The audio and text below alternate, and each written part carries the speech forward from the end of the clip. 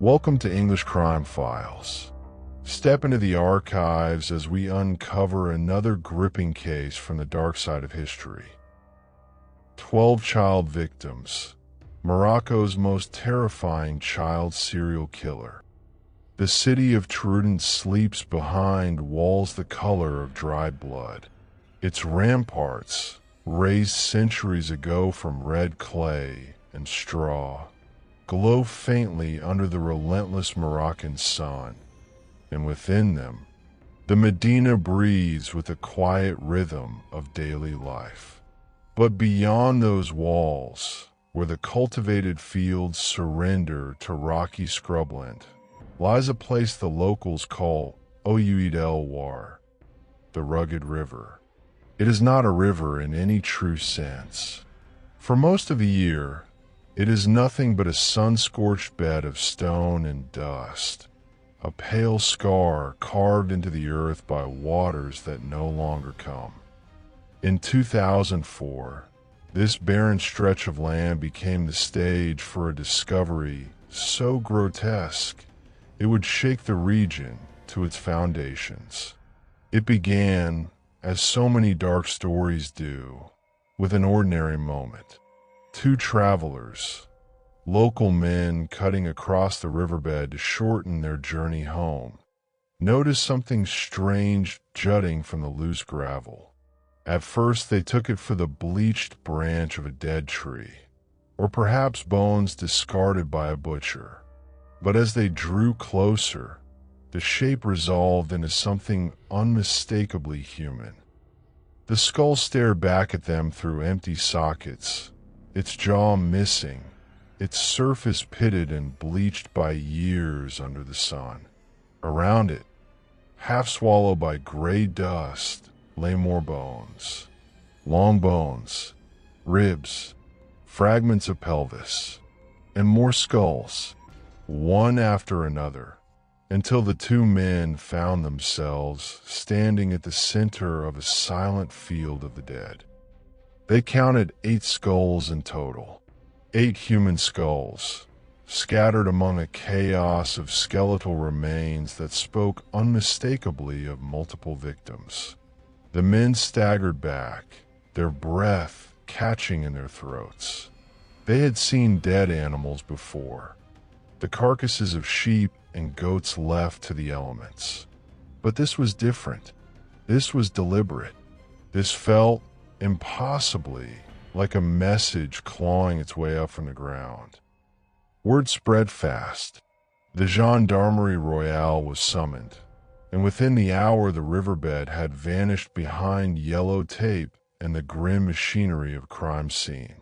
Forensic teams arrived in white protective suits, their boots crunching over loose stone.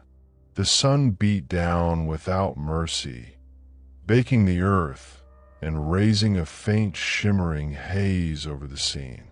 The smell was faint now, all but erased by time, but the sight alone was enough to drain the color from even the most hardened officer's face.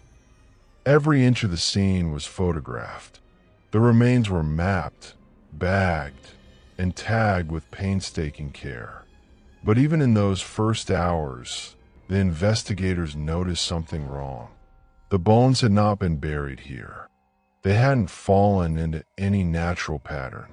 They had been dumped, recently, it seemed, as though someone had carried them to this place and cast them among the stones like refuse.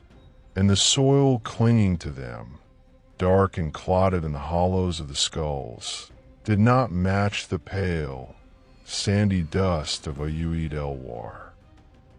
The forensic laboratory confirmed the officer's suspicions. The soil was rich and brown, threaded with desiccated onion skins and fragments of straw, soil from somewhere else entirely. Somewhere cultivated, somewhere lived in. These remains had not met their end here. They had been buried elsewhere, left to the earth for years, and then, for reasons no one yet understood, dug up again and scattered across this desolate ground. The forensic anthropologist's report deepened the mystery further. The 8 victims were not adults. They were children. The skulls bore the unmistakable signs of incomplete growth. Unerupted teeth, cranial sutures not yet fused, the delicate proportions of youth. Their ages range from roughly 7 to 15, and the estimated time of death, 3 years prior. 3 years, which meant these children had lain dead and buried somewhere else for 3 long years before someone unearthed them and scattered their remains for the world to stumble upon. 3 years, a chilling number. It meant that for 3 years, families have been searching, or perhaps not searching at all, for children the world had already forgotten. It meant that for 3 years, a killer had walked free among the living, untouched, unsuspected. And it meant that whoever had carried these bones to Oued El Waar had wanted them found. Why else risk hauling them across the countryside? Why else choose a place no passerby could miss? Among the bones, investigators recovered 2 objects that would later prove decisive. The first, a fragment of pale blue plastic, torn from the corner of a charity donation bag, the kind used locally to distribute clothing and food. It wasn't enough to pinpoint a location, but it was a thread, and threads could be pulled. The second, a crumpled scrap of notebook paper. Scrawled across it in a rough, hurried hand was the number 12. Beneath it, a short vow, written in Darija, Wallah, I will take revenge. The word sat wrong. Out of place. Revenge for what? Written by whom?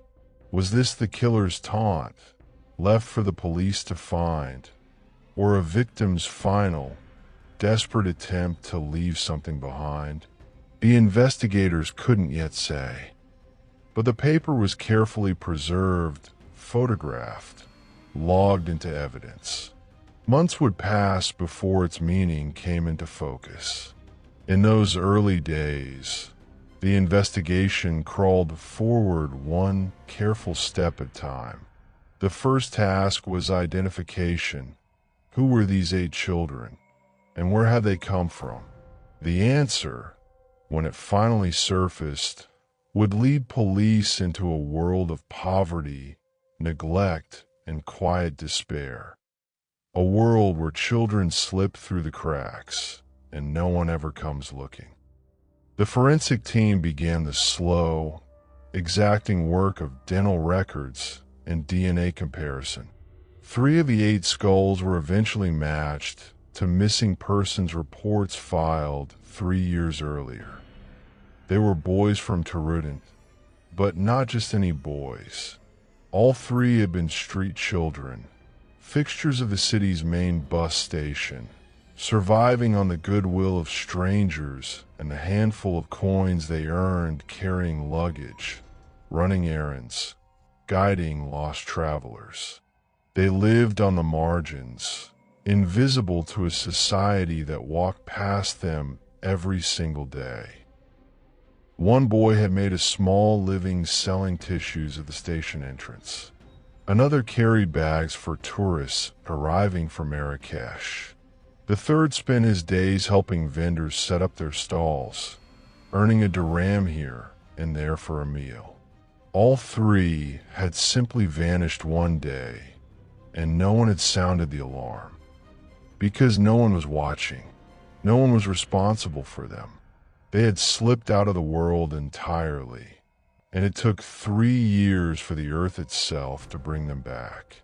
The police finally had a connection. The bus station, a place of constant transit, where the city's most vulnerable children gathered simply to survive. It was a lead, but a fragile one. The station was loud, crowded, a blur of faces arriving and departing by the hour. How could anyone hope to find a killer in all that noise? The answer lay buried in the soil, in the scrap of blue plastic, in the torn page bearing the number 12. But before any of those threads could be followed to their end, the investigators would have to step into a world they thought they understood, and discover that the evil they were hunting had been standing in plain sight the entire time. The riverbed at Oued El Waar fell silent again by nightfall, the yellow tape snapping in a hot wind. But the dead had spoken, and their whisper would not go quiet until the truth was dragged, bone by bone, into the light. The bus station in Taroudant was not a place built for lingering. It sprawled in cracked, sun-bleached concrete and rusting metal, the air thick with diesel fumes, sweat, and the faint cloying sweetness of overripe fruit. Buses groaned in and out at all hours, coughing black exhaust into air already heavy with heat. Passengers streamed past with bundles balanced on their heads, plastic bags splitting at the seams, children clutching at their mothers' skirts. And everywhere, in the shadows of the ticket booths, at the edges of the parking lot, the street children drifted like ghosts. Easy to miss if you didn't know to look. Boys with bare feet and grime-streaked faces, clothes too small or far too large, eyes that never stopped scanning, never stopped calculating. They survived on small transactions. A bag carried for a dirham, a lost traveler guided to a nearby hotel, tissues or gum sold from a cupped palm, a hand offered to a vendor stacking crates. Loud and quick, laughing one moment, brawling the next. But beneath the bravado sat a vulnerability too deep for words. They were alone in the world, and for the most part, the world did not care. The investigators returned to the station not in uniform, not with sirens, but with the quiet patience of men who knew how to watch and wait. They parked an unmarked car across the street, bought tea from a nearby cafe, and settled in for the long, unglamorous work of surveillance. They wanted to learn the station's rhythm, its hierarchies, its regulars, the adults who lingered too long at its edges. They wanted names. Who had been seen with the missing boys? Who had spoken to them last? Who had offered them food, money, a place to sleep? For days they watched. The station stirred to life at dawn and didn't quiet until long after dark. The children clustered near the entrance, faces smudged with exhaustion, running errands, squabbling over coins, vanishing into side alleys whenever police passed. The investigators logged the vendors, the ticket sellers, the taxi drivers, the men hawking sandwiches from glass display cases. They logged the faces that turned up too often, the men who watched the children a beat too long, who hovered without any clear reason to be there. One name kept resurfacing in their quiet inquiries. A man who ran a small kiosk selling sandwiches and cheap pastries. Known, people said, for his generosity with the children, sometimes handing over food for free, sometimes sitting with them for hours just to talk. His name was Al-Hadi, a common enough surname, but it matched the name scrawled on the crumpled paper recovered at Oued El Waar, the note carrying that chilling vow of revenge. Al-Hadi, a thin thread, possibly nothing more than coincidence, but in a case starved of leads, even a coincidence was worth pulling. The investigators dug deeper and learned the man was quiet, in his 40s, unmarried, kept to himself. Long hours at the kiosk, the walk home alone each night. No criminal record, no history of violence. Unremarkable by every account. But the police weren't hunting for remarkable. They were hunting for a thread that tied the missing children to a place, a person, a pattern. And this man, with his kindness towards street children and his surname inked onto a note of vengeance, was the closest thing they had. They brought him in. A routine interview. They told him they were looking into a matter in the area, and his name had come up.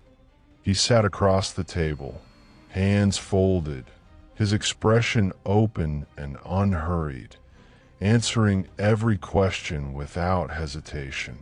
No, he didn't know the missing boys personally. Yes, he sometimes fed the street children. They were poor, and he pitied them. No, he'd never once invited any of them to his home. No, he had no idea why his family name would turn up on a note found near human remains. The investigators had braced for denial. What came next, they hadn't expected. The man paused, dropped his gaze to the table, and said, almost as an afterthought, that he had a younger brother, Abdul Ali al-Hadi, a man who lived alone on the edge of the city, in a shack he'd built with his own hands on a stretch of open land. He worked at the same bus station, selling sandwiches from a cart of his own. Kept to himself, quiet, strange even. The brother admitted he had no real idea what Abdul Ali did with his time. They weren't close. The revelation dropped like a stone into still water. A second al-Hadi, a brother, a man who worked the same station, had access to the same children, and lived alone in a makeshift dwelling on the city's outer edge. The dark, rich soil found among the remains, soil laced with onion skins and straw, could easily have come from a plot where a man had raised his own shack from raw earth. The pale blue plastic fragment might have come from anywhere, but it was another thread, and the number 12, the vow of revenge. Perhaps it hadn't been signed by the man across the table at all, but by the brother, the one who had been waiting. The investigators pressed for more. Where exactly did Abdul Ali live? How could they find him? The man hesitated, then gave it up. An empty lot near the old cemetery, past the last row of houses, where the paved road gave way to dirt. He described the shack, cinder block and corrugated metal, patched together with plastic sheeting and scraps of old clothing. His brother had lived there for years, he said, ever since their mother died and their father remarried. He said Abdul Ali was not right in the head, that something had always been wrong with him, that he'd been hurt badly as a child. He said it almost sorrowfully, as if he already knew what waited to be found. The police didn't wait. They moved that same afternoon, driving out past the city limits, along the dirt road, until the houses thinned and gave way to open fields and the dry scent of sun-baked earth. The shack rose ahead of them exactly as described, a sorry patchwork of mismatched materials leaning into the heat, its door a sheet of corrugated metal hung on rusted hinges. The land around it was barren save for a few withered plants and the distant silhouette of the cemetery wall. They approached with caution, hands resting near their weapons, the silence of the empty lot pressing in close. The sun had begun its slow descent, throwing long shadows across the dirt. An officer knocked on the metal door. The sound echoed, hollow and loud. For a long moment, nothing. Then the door swung inward, and a man stood in the gap. Thin, hollow-eyed, with the look of someone who hadn't slept properly in years. His gaze moved slowly across the uniforms, the weapons, the grim faces before him. He didn't flinch, didn't run. He simply looked at them, and when he finally spoke, his voice was low and steady, almost gentle. "Peace be upon you," he said. "I was waiting for you." The officer said nothing, too struck by the calm settled over his face, by the total absence of surprise in his eyes. He stepped back from the doorway, as if inviting them in, and added, "You have come to free me from my torment." The words hung heavy in the air. The investigators traded a glance. They didn't yet know what they were walking into, but they knew, with the cold certainty that comes only from experience, that this man wasn't going to deny a single thing. He was going to tell them everything, and what he told them would be worse than anything they had imagined. The shack's interior was dim, the air thick with the smell of unwashed clothing and something else beneath it, something sweet, something rotten, like earth that had recently been turned. The officers crossed the threshold. The search began. The door groaned shut behind them, sealing the officers inside a world that existed apart from the clean, sunlit streets of Taroudant. The air hung thick, warm, and sour, sweat, stale cooking oil, and beneath it, something deeper and organic that seemed to rise up out of the ground itself. Dim light bled through gaps in the corrugated metal, revealing a space that was part shelter, part tomb. The walls were patched with scraps of plastic sheeting, some blue, some torn, held together with rusted nails and twists of wire. The floor was bare packed earth, uneven and dark, its surface cracked from years of heat and moisture. Abdul Ali al-Hadi stood off to one side, hands loose at his sides, watching the officers with the detached patience of a man who had already surrendered every secret he had left. He said nothing as the search began, simply watched as they wrenched open a warped wardrobe, checked beneath a low cot, and sifted through the sparse clutter of a life stripped to its bones. The first thing to catch an officer's eye was a notebook resting on a rough wooden crate beside the cot. Old, its cover warped and stained, its pages yellowed at the edges. He lifted it carefully, gloved fingers turning through page after page of cramped, uneven Arabic script that trembled across the lines. Dates, brief entries, and long passages that read less like a diary than a confession. Near the middle of the book, a page had been torn free. Only the jagged edge remained. The officer reached into his evidence kit and drew out the crumpled scrap recovered at Oued El Waar. He held it against the torn edge. It matched perfectly.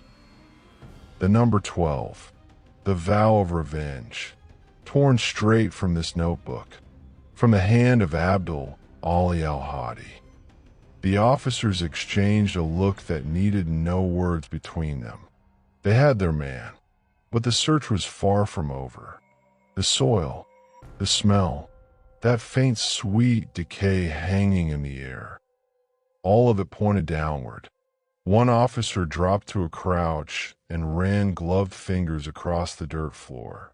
The earth here was loose, disturbed, nothing like the packed ground surrounding it. It gave way easily, crumbling at his touch. He looked up. They began to dig.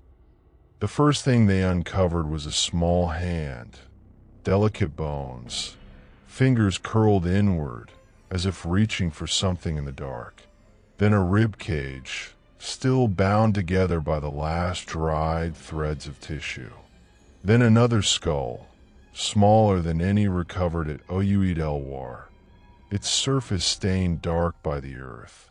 The forensic team, summoned by urgent radio calls, arrived as the afternoon light began to die. They worked through the night, portable lamps throwing long, grotesque shadows across the shack's walls. What they uncovered beneath the floor of that squalid, tiny dwelling would forever redefine the word horror.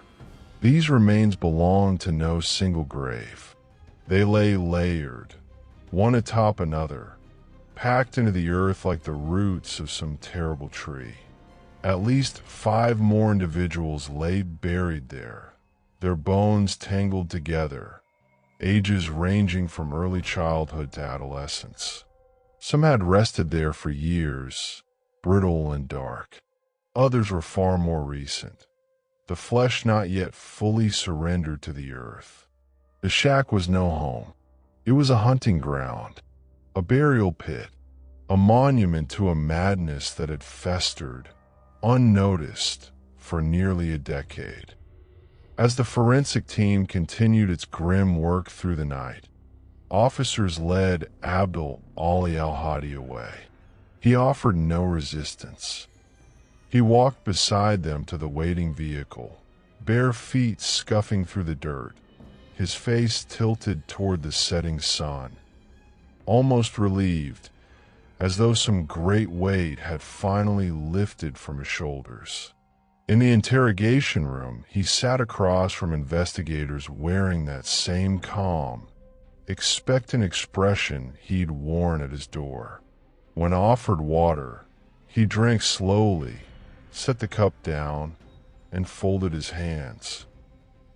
"I will tell you everything," he said quietly, "but you must understand, I was not myself. There was something inside me, something that grew from the day my mother died." He paused. For the first time, something raw crossed his face, an unguarded grief that cracked, just for a moment, the mask of detachment he'd worn since the door swung open. Then he began to speak, and the story unspooled like thread pulled from a wound that had never once been allowed to close. He spoke of his childhood, of a mother who had been his entire world, the only warmth in a life already dimmed by poverty. His father worked as a baker in another town, home only once a week, and even then distant, distracted. The boy clung to his mother, and she to him, her firstborn, her favorite, the one who carried water, kneaded dough beside her, swept the single room they called home.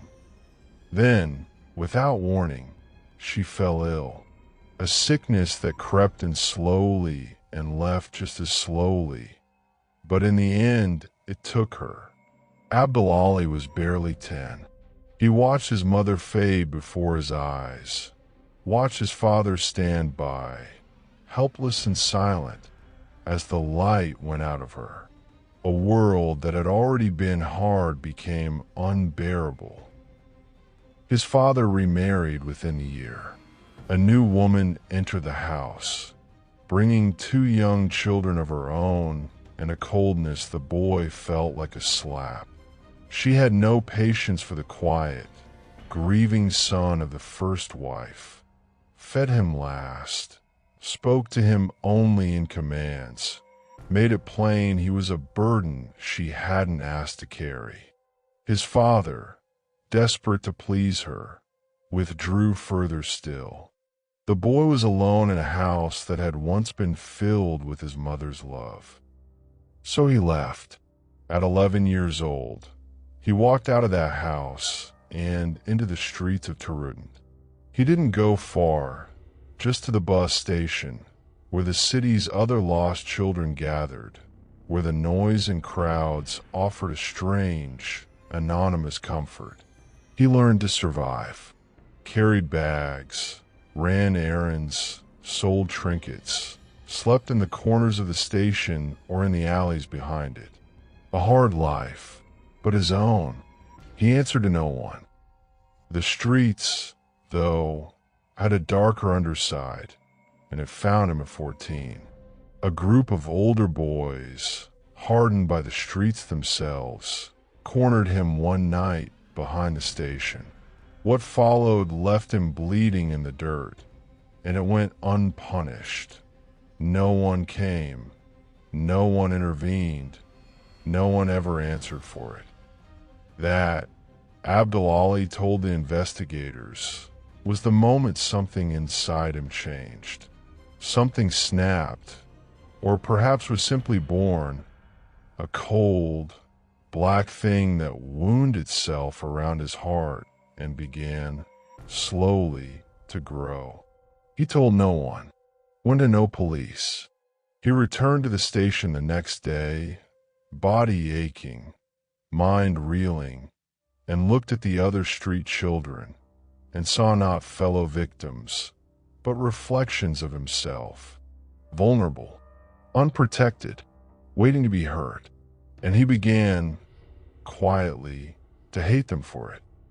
The confession went on, and the investigators listened, faces carefully blank, pens moving steadily across the page. They had taken many confessions over the years, but nothing quite like this. It wasn't the ranting of a man unraveling. It was calm, methodical, the account of a man who had found purpose in his own pain and turned it, deliberately, into a weapon. But the deepest horror was still ahead. The details of the killings themselves, the ritual of it, the way he had buried the bodies beneath his own floor and slept above them night after night, the way he had, years later, dug them up and carried them out to Oued El or to scatter across the stones, as if compelled to share his secret with the world. The way he had written that note, the number 12, the vow of revenge, not as a message to police, but as a warning to himself, a reminder of a promise made to his own shattered soul. Abdul Ali al-Hadi had been waiting for a very long time for someone to stop him, and at last someone had. The interrogation room was small and windowless, its walls painted a pale green long since faded to the color of sickness. A single fluorescent tube buzzed overhead, throwing harsh, unflinching light across the table, the chairs, and the man seated with his hands folded before him. Abdul Ali al-Hadi had been offered a glass of water and a packet of biscuits, both untouched. He sat very still, eyes fixed on a point somewhere beyond the investigator's shoulders, as though staring through the wall into a past only he could see. The officers didn't push. Experience had taught them that men like this, if he could still be called that, often needed silence to fill on their own terms. And Abdul Ali filled it, word by word, pause by pause. He led them down into the basement of his memory, into the rooms where the bodies were kept. He told them about the first time, the first boy. It came years after the assault that had cracked something loose inside him. By then he'd grown, hardened, learned to bury his rage beneath a mask of quiet generosity. At the bus station, he was known simply as the Sandwich Man, the one who sometimes gave food away, who sat with the hungry children and listened to their stories. They trusted him, and that trust became the instrument he used. The first boy had been one of the quiet ones, 9 or 10, with no one left to claim him. Abdul Ali had noticed him lingering near the kiosk, stomach growling, eyes fixed on the food with a hungry, desperate light. The Sandwich Man had smiled, handed over a piece of bread, struck up conversation. Simple words, kind words. The boy had no family, no home, nowhere to sleep. A story Abd al-Ali knew by heart. It was, in every detail, his own, mirrored back at him. He offered the boy shelter for the night. Just one night, he said, better than the cold ground behind the station. The boy hesitated, then nodded, and Abd al-Ali led him away from the noise and light of the station, down the dark road toward the edge of the city, toward the shack waiting alone in its empty lot. What followed inside those walls that night was the first of a pattern that would repeat again and again for years. One the investigators would piece together in full only through the confessions and physical evidence that followed. Each time carried the same shape: an offer of food and shelter, a child's guard slowly lowering, and then violence that ended in a shallow grave dug into the shack's dirt floor. He cannot simply walk away afterward. Each time, he dug through the night with his bare hands and a bent length of metal, and by dawn the floor lay smooth again above what he'd buried. He slept over the graves he'd made, and told the investigators the dreams that followed brought him a strange, terrible peace, a lightness in his chest he hadn't known since his mother's death. The investigators listened, pens scratching steadily across their notepads, faces schooled into neutrality. They had heard killers rationalized before, had heard madness dressed up as justification. But this was different. There was no attempt to minimize what he'd done, no hiding behind confusion. Abd al-Ali spoke with the eerie clarity of a man who had spent years cataloging his own private ruin, and had finally found someone willing to hear the full account of it. He told them of the second boy, the third, the fourth. The pattern held each time: the sandwich cart, the kind words, the offer of shelter, the walk into the dark, and what came after. He told them he hadn't always set out to kill. Some nights he simply sat with a boy, fed him, listened, felt for a while the warmth of another person beside him. But the thing inside him would not stay quiet forever. When it rose, he said, he became a passenger inside his own body, watching from somewhere far away as his hands carried out their work. The graves accumulated beneath the shack's floor. 5, 6, 7, 8. He admitted he lost count after a while. The shack had become both living space and cemetery, and he moved between the two without any real distinction in his mind. He ate above the graves, slept above them, dreamed of the boys he'd buried there, and in those dreams, he insisted they did not hate him. They understood. They had become, in the twisted architecture of his mind, his family, the only one he had ever truly had. But something shifted. The ground beneath the shack was running out of room. The walls seemed to close in around him. The smell rose faintly through the floor on hot days, and he began to fear the neighbors would notice. So he made a decision. He would move the remains, dig them up, carry them off, scatter them somewhere no one could trace back to him. He chose Oued El Waar, far enough from the city, dry and desolate, a place where bones might be mistaken for the remains of animals and left undisturbed. But something in him resisted a clean disappearance. As he worked, lifting skulls from the earth, wrapping them in old cloth, loading them into sacks, he felt the thing inside him stir with something close to excitement. It wanted to be seen, known. So he left the bones scattered in the open rather than hidden, and he wrote the note. The number 12, the vow of revenge, because it marked, in his mind, the number of his own promise, the number of times he'd been hurt, the number of times he'd sworn the world would answer for it. The note was never meant for the police. It was meant for himself, a reminder, a confession scrawled by the boy he had once been, buried now beneath the man he had become. The investigators pressed him on the number 12. 12 what? 12 victims? 12 years? 12 vows?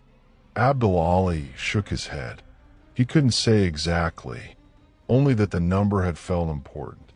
Sacred, even. It had come to him in a dream, he said, spoken by his mother, standing at the edge of the riverbed with her hands outstretched. When the confession finally ended, the room fell silent, save for the buzz of the fluorescent tube overhead. The investigators sat motionless, struggling to absorb the full weight of what they'd just heard. Abdul Ali looked at them, and for the first time, something like a smile touched his lips. Not triumph, but something sadder, softer, the expression of a man finally setting down a burden he'd carried too long. "I'm not a monster," he said quietly. "I am a man who was made into one." He rose, hands still folded before him, and made no move to resist as the officers stepped forward to secure him. He walked with them out of the room, down the long corridor, and into the cold, gray machinery of the justice system, where he would spend what remained of his life. But the story didn't end there. Other men remained to question. Other silences waited to be broken. Two who had known and said nothing. A neighbor who had watched children go in and never come out. A station worker who had seen the sandwich man lead boy after boy into the dark. All of them had looked away. All of them had chosen silence. And in that silence, the bodies had kept piling up. Abdul Ali al-Hadi's confession had cracked the case open, but it had also pulled back the curtain on a moral abyss the investigators could not simply walk past. If he had killed so many for so long, how had no one seen? How had no one spoken up? The answer, when it surfaced, was nearly as damning as the crimes themselves. There were others, not killers, but witnesses who had chosen silence over action. The first was a co-worker from the bus station. He had seen the sandwich vendor talking with the street boys, seen them follow him at closing time into the dark. Noticed, too, that they never came back. At first he told himself it meant nothing. Street children came and went, drifted to other towns, vanished into the general chaos of the streets. But the pattern grew too consistent, too ominous to explain away any longer. Same man, same type of boy, same direction, every time, and still he said nothing. When finally questioned, he admitted as much, with a shame that had arrived far too late to matter. The second was the neighbor, an old man living on a nearby plot, close enough to see the shack from his own doorway. He had watched the boys arrive alongside Abdul Ali, watched them enter and never leave. He had caught the sweet, heavy smell rising from the ground on hot afternoons. He had known. He had always known. But it wasn't his business, he told himself. These were street children, unclaimed, invisible, with no family left to ask questions. So he looked away, day after day, year after year, until the weight of his silence finally caught up with him at his own front door. Both men were arrested and charged with failing to report crime, complicity through inaction. The court would later show leniency, handing down sentences ranging from 1 to 4 years. To many in Taroudant, it felt like a paltry price for the lives their silence had allowed to be taken. But the law, in the end, could only reach so far. Whatever true sentence their cowardice deserved, they would carry the rest of it privately for the remainder of their days. As for Abdel Al-Hadi, the path to the courtroom moved swiftly. The evidence left no room for doubt. The remains beneath his floor, the torn notebook page that matched the note from Oued El Waar, the fragment of blue plastic, the soil that traced back to his own shack, and his own unflinching, exhaustive confession. As the forensic teams continued exhuming the full scope of the horror, the victim count kept climbing. 8 skulls of the riverbed, 5 more beneath the shack, and the strong possibility of others disposed of elsewhere entirely. He spoke of a 12th victim, one he claimed never to have buried at all, left instead among heaps of refuse back in 2001. The final count was never fully settled. Some remains had decayed past recognition. Some had belonged to children, so young their bones had simply dissolved back into the earth. The trial became a spectacle, drawing journalists from across the country and beyond its borders. The people of Taroudant gathered outside the courthouse, faces tight with fury and disbelief. How had this happened in their city? How had a killer walked among them for nearly a decade, selling sandwiches by day, burying children by night, without a single soul stopping him sooner? There were no easy answers. The trial itself wasn't really a search for them. It was a reckoning. The prosecution laid out the case with grim, methodical precision. The victims, the method, the concealment, the exhumation, the scattering of remains at Oued El Waar. They walked the court through the soil analysis, the dental records, the forensic anthropology. They read the note aloud, its vow of revenge. They presented the torn notebook, the fragment of blue plastic, and the testimony of witnesses who had seen far too much and said far too little. The defense argued that Abdel Ali was mentally ill, that his childhood had broken something essential in him, that the assault he suffered at 14 had planted a seed of madness left to grow unchecked in the toxic soil of poverty and neglect. They called for psychiatric evaluation, for mercy, for some measure of understanding toward the forces that had shaped him.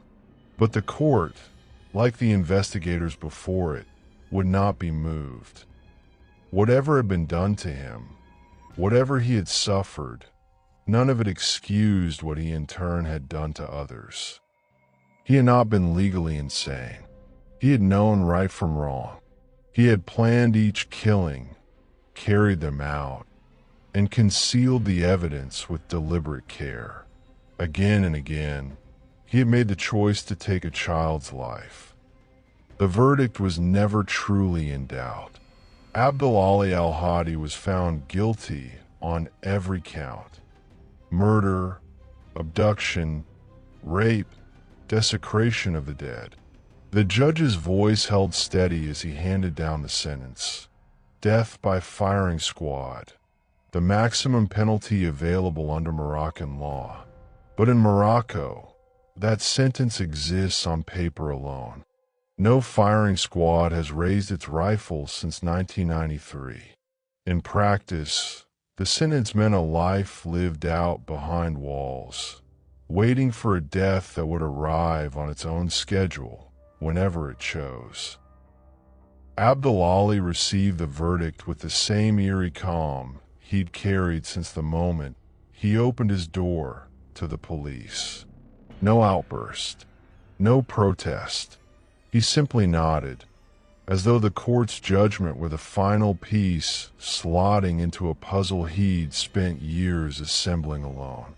He was led from the courtroom in chains, and the crowd outside parted in silence, their fury settling into something closer to haunted relief. The monster was off the streets, but the dead remained dead, and the scars left on Taroudant would never fully close. He was sent to the prison at Safi, a grim fortress on the Atlantic coast where the waves beat endlessly against ancient walls. There he lived in near total isolation, kept apart from the general population for his own protection. The other inmates knew exactly what he'd done, and even among murderers and thieves, a killer of children is marked. He spent his days in a small cell, his only company the ghost that had followed him out of Taroudant. In time, he stopped speaking of him. Then he stopped speaking altogether. In 2022, 18 years after the discovery at Oued El Waar, Abdulali al-Hadi was found dead in his cell. The official report listed the cause as natural, though the full circumstances were never made public. He died alone as the children he had buried beneath his own floor. No funeral, no mourning, no grave marker. His body was disposed of without ceremony, and the world, as it always does, moved on. But the story of the Taroudant child killer, the sandwich man, the monster of the rugged river, endures. It isn't really a story about one man. It's a story about a society that allowed its most vulnerable to slip through the cracks unnoticed. A story about silence, about the quiet complicity of those who see and say nothing, about the slow erosion of empathy that lets horror take root and grow undisturbed. A story about children who lived and died in the shadows, their names forgotten, their faces lost to time. The riverbed at Oued El Waar is quiet now.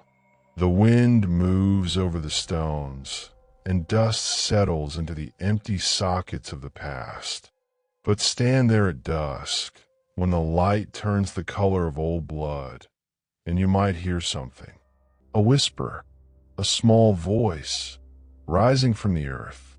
And if you listen closely, you'll understand. It isn't asking for revenge. It's asking to be remembered. If you found this case compelling, hit the like button, subscribe, and share your theories in the comments below. Thank you for watching, and see you in the next case.